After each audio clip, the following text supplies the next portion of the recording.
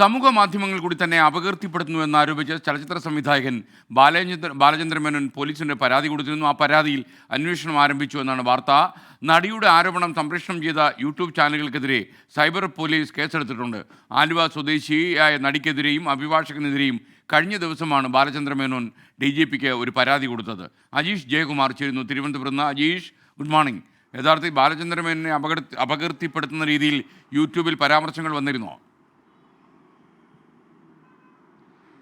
SK എന്തായാലും കുറച്ച് ദിവസങ്ങൾക്ക് മുൻപായിരുന്നു, അതായത് ഈ നടി ആദ്യം മാധ്യമങ്ങൾക്ക് മുൻപിലായിരുന്നു ഈ 7 നടന്മാർക്കെതിരെയൊക്കെ വെളിപ്പെടുത്തൽ നടത്തിയിരുന്നത്. അതിനുശേഷമാണ് പിന്നീട് ഈ ഒരു ഓൺലൈൻ ചാനലിനെതിരെ ഓൺലൈൻ ചാനലിന് കൊടുത്ത അഭിമുഖത്തിൽ ഈ ബാലചന്ദ്രൻ മേനോൻ അപമര്യാദയായി പെരുമാറി എന്നുള്ളൊരു പരാമർശം നടത്തിയത്. പിന്നീട് അത് സംരക്ഷണം ചെയ്യുകയും ചെയ്തു.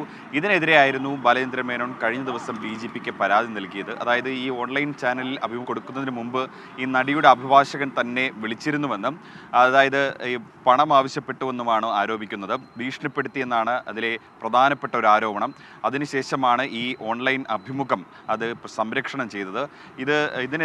ഇതിനെതിരെയാണ് DGPക്ക് ബാലചന്ദ്രൻ മേനോൻ പരാതി നൽകിയത്.